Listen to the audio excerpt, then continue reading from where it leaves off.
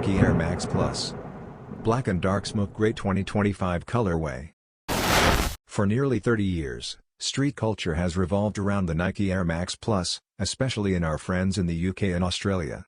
This forthcoming black and dark smoke grey colorway is a good choice if you're into blokecore and want to embrace the grungy aesthetic that made DN's iconic. Official looks show a subdued gradient top that draws attention to the chain-link design, while the heel and mudguard are made of textured black leather. In addition to the glossy black toe cap and wave-inspired overlays, the upper part of the tongue has black suede. The tuned air unit's lateral side, tongue branding, and swoosh emblem all have light blue hues that only barely deviate from the grayscale motif. The design includes the typical yellow hits on the heel part of the outsole and yellow air bubbles on the opposite side. Expect to see the $180 black and dark smoke gray Air Max Plus available on Nike.com and in stores shortly.